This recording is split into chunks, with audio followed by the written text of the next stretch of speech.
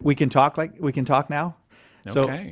welcome to the after show. Yeah. Jimmy, or Catholic Answers More. Yeah, because we're giving people more. More Catholic answers. Yeah. And in this one, we can kind of just say hello to people Let as our well. hair down. Yeah, my hair is down. And our Jimmy. earbuds. Yeah. Let your earbuds down. So there's all kinds of people on. You've got Facebook? I've got open? Facebook here. And I've got YouTube open over here. We're still kind of figuring this out for Catholic Answers More. Like right now, I'm seeing a few comments from some folks on Facebook, but it's not showing me the full range of them. So I need to play around with this some more. And try to figure it out to how to get to see more of what people are saying, because I can tell they're saying more. It's like only showing me 4 comments. Whenever someone makes a new one of the others disappears to make room for it. Yeah, I get that.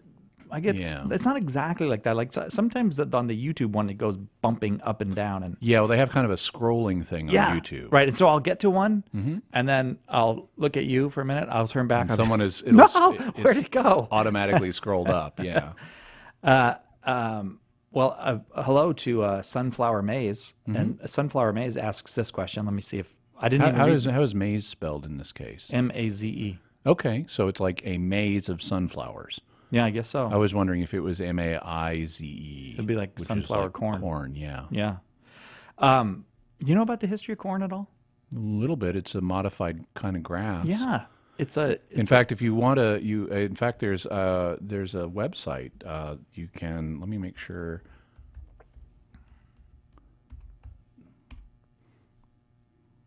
Corn is grass. I think it's cornisgrass.com. Yes, cornisgrass.com. That's cool. So, yeah. Because there's this big question. You know Mystery Science Theater 3000, right? Yes. And some of the guys from that later formed a group called Riff Tracks. Yeah. And they riffed or humorously commented on a short subject called "Is Corn Grass?"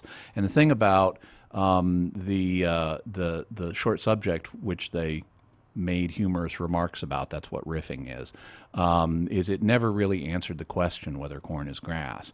And so Bill Corbett of Riff Tracks, formerly the voice of Crow T Robot, definitively answered the question and set up the website cornisgrass.com. Ah, that's great. Yeah. And it probably comes from Mexico, almost certainly comes from Mexico, and the ancient people, they worked and worked and worked on a breeding program until they got. Yeah, it was bred over time, and now we've made it huge and high carb.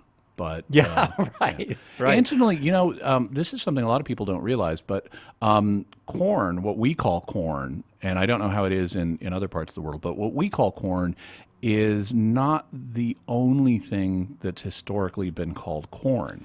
In fact, the word corn originally just meant grain. Which, when I was a kid, that freaked me out when I learned that this is a New World food. How did the people in the Bible have corn? Exactly, yeah. Well, they had grain, and so any kind of grain was a corn. And the kind that we refer to as corn originally was called Indian corn, because it was the kind of grain that was cultivated by American Indians. Yeah. And but like wheat, and spelt and rye, all of those in the ancient world could be called corn. And so you sometimes encounter this when you're reading Roman histories, because Rome was dependent. It had this huge population in the first century and way too much to be fed locally. And so what would happen is that's one of the reasons they conquered Egypt. Yeah. Because in the Nile Delta, it was a very fertile land. The Nile would flood every year. They'd grow all this grain, and they could export it. But why pay for it in the open market when you can just conquer them? Yeah. Yeah. Right. So the Romans conquered Egypt, and then they had these huge barges that would deliver grain from Egypt to Rome, and they'd go back and forth between them. And Rome was heavily dependent on the corn supply, quote unquote corn supply from Egypt. Now it was actually wheat that they were importing, but that was the kind of corn that was under discussion, and there were disputes with the corn factors, the corn sellers in Rome, and things like that. So sunflower maize to get. Yes, let's get to her question. Oh yeah. So remember her. Good idea. Thank you.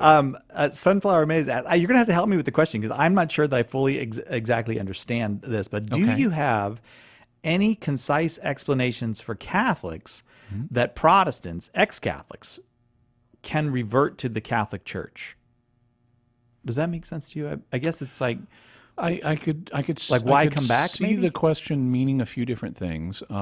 We have a variety of things that now she's asking for concise things. So and I assume it's things to help former Catholics come back to the church. There are some things that Catholic Answers publishes that could help. There are also some things that other ministries do. For example, there's a whole ministry called Catholics Come Home. Or there's a project anyway called Catholics Come Home. You can look that up on the internet. In terms of things that we have, one thing that a lot of people have found helpful is a booklet we published called Pillar of Fire, Pillar of Truth. It's a fairly short read, and it talks about how Catholic teachings are rooted in the Bible. A lot of people have found that helpful.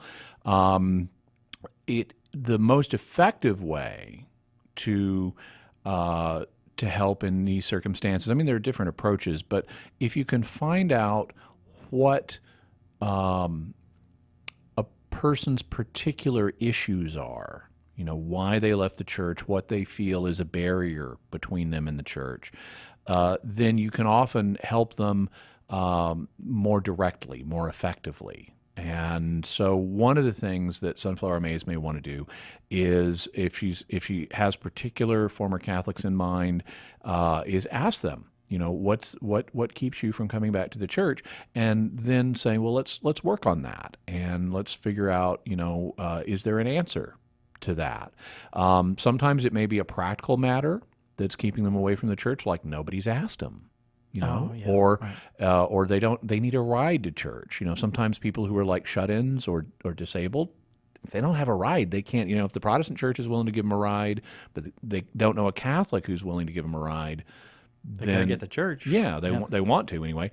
So there can be practical reasons. Could be an annulment is needed, or something like that, or it could be a theological reason. But whatever the reason is. Especially if it's something like an annulment or a theological reason. We have lots of resources on Catholic.com that can help. Some of them are tracts. Tracts are short articles that deal with a single subject. And so I would suggest looking there and just doing a search on Catholic.com for the particular things that are hindering a given person. There seems to be some exasperation with us online. Joseph says, What are they talking about? Corn? And then Emperor McD says, Joseph, they got sidetracked talking about corn. I think he was trying to defend Well, I appreciate that. And I can understand. So just to explain the concept of the show, this is Catholic Answers More, and it's a post show. So this is today it's a post show. We've also done it as a pre-show. So it's the show after the show. It's more informal. We are interacting with people. We're answering some questions. We're also just saying hi to people who've written in and said hi from different places. And we're just kind of chatting informally and being a little more relaxed about it. And if you keep bothering us, we'll go back to talking about corn. No, that's not yeah. I mean, we have not exhausted that subject. Trust me. Yeah, and we could do worse. We could get even lower. Flo, who asked a question during the show, right? Yeah, and then we answered her question, and then she wrote, "Thanks for answering my question." Oh, awesome. And now she has another question, and then it starts a little discussion. Her question starts a little discussion on YouTube. And Flo says, I know the Vatican has priests working on the ET front, capitalized ET, extraterrestrials. Okay. I think at the Vatican Observatory.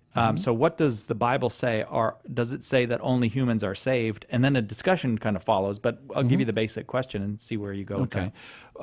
So now, if you listen to certain late night radio programs, there is this idea that out there, and I'm not saying Flo thinks this, but I'm just mentioning that there is this idea out there in the culture that the Vatican knows about extraterrestrial life. And is like keeping it secret, but is in on the secret, maybe with the government or something. Well, that's not true. Have you seen all the files? you seem so I know confident. how the Vatican Observatory works. Yeah, okay. And they do have astronomers there. Yeah. And the Vatican has a serious interest in astronomy. That whole Galileo thing, kind of got the church some bad PR. And so the church wants to demonstrate its interest and commitment to scientific endeavor, and one of the ways they do that is they run an observatory. They have one they have a branch in Italy, and they also have one near here in Arizona, because the skies in Arizona, you go up on a mountain, they can be real clear, so it's good for observing the stars. And there are a number of different astronomers associated with the Vatican Observatory. Probably the most famous in this country is a Jesuit named Brother Guy Consolmagno. He's written some stuff about extraterrestrial life. It's just speculation at this point.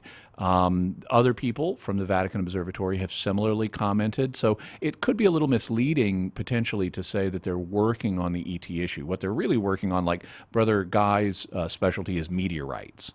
But as an astronomer, he also has thoughts on extraterrestrial life, and he's talked about that and written about that. We've even had him on Catholic Answers Live before. But there's no official teaching here, and Scripture doesn't engage the question of extraterrestrial life. It does reveal that we are not the only intelligent beings. God has created at least one other order of intelligent beings, namely the angels. And so so we know that there's more than one set of intelligent creatures. Humans are physical intelligent creatures. Angels are non-physical intelligent creatures. But if there's more than one type of intelligent creature, then there could be 3 or 4 or a billion different types. It just depends on what God chooses to create. And so there could be intelligent extraterrestrials out there who are like us, physical and intelligent. There could also be life forms out there that are physical and not intelligent. In fact, those are probably the more common. And in fact, I suspect we are likely to even have that in our own solar system. Really? Yeah, I suspect at least we probably have microbial life elsewhere in the solar system, if for no other reason, because meteors smack into the Earth and knock chunks of it off into space occasionally. And we know there's life on Earth. Also, the life on Earth gets into the upper atmosphere, and the solar wind blows away part of our atmosphere. And some of the microbes that we have on Earth are extremophiles, meaning they can survive in very extreme conditions. They can be frozen solid. Water bears, for example, can do this. Oh, and if you want to see really cute microscopic organisms, Google water bears. They're also known as tardigrades. They're really cute. But they can be frozen solid and then thaw out later. And so you could have microscopic organisms from Earth either delivered naturally to other locations in the solar system or on our spaceships that we've sent out. Oh, right. And they could take root elsewhere. And so I think we've probably got at least microscopic life elsewhere in the solar system. Folks asked me to scroll up to an earlier question on ETs, but I can't do it. I mean, I would love to. I just I don't have the mastery of the machine to do that. I will say that Joseph... We'll work on that. That's why right now Catholic Answers More is kind of in an experimental phase, and we're testing out stuff. Can you say hi to Katie Ruvalcaba? Hi, Katie Ruvalcaba. Yeah, she says. How you doing? She says, "Say hi to me." And Emperor McD, remember before he and Joseph were discussing our discursus on corn. Oh yeah. He says, "I personally came here for nothing but corn facts." Oh well, we may have to disappoint in that regard. But a lot of hilarity ensues, and Joseph and Emperor McD and others are very nice about it. They're not mad at us for talking about corn. Good. But apparently I missed somebody's question somewhere, so I apologize. I'm limited in my skills, of my scrolling skills. I did want to get to a question, Jimmy, and now I'm again searching for it. But the question was, how are we to respond as Christians to the poor? And so I'll get the name of the person if you want to start addressing the question. Well, basically, we want to do what we can to help poor people. We want to do what we can to help everybody, regardless of what their situation is. And so we all have challenges that we face in life. And one of the ways that that Scripture encourages us to fulfill the second great commandment, which is to love our neighbor as ourselves, is by saying we should bear one another's burdens. And that means in some cases, like if somebody is poor, doing what we can materially to help them out. There are different ideas about the best way to do that. For example, there's the common saying that it's better to teach a man to fish than to just give him a fish. In other words, if you have a choice between just meeting a person's needs temporarily and helping change his situation so that he has the ongoing ability to support himself, obviously the latter is the better solution. And so we want to help people find work because work is inherently ennobling. It enhances a person's dignity and corresponds to the person's innate dignity. And so we want to do what we can to help people find work and support themselves that way. But there are situations in which help, especially of a temporary nature, is needed. And it's a judgment call about how to best do that. There are also limits to what we can do. In addition to saying bear one another's burdens, Scripture also says at another point, everyone should bear his own burden. So there's a limit to what we should do. There's a limit to how far we should intrude into other people's affairs. And we have to be sensitive to that too. So it's a matter of practical judgment and wisdom to try to figure out how can I best help? What are the limits? There can even be situations where helping can enable a situation that would otherwise correct itself.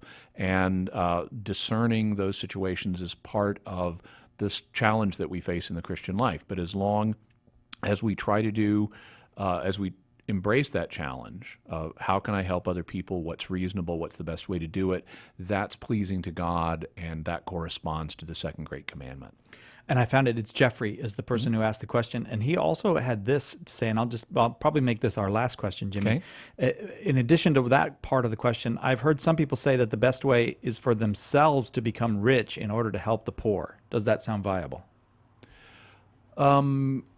Well, obviously, if you become rich, if you accumulate substantial amounts of wealth, then you have more ability to help the poor.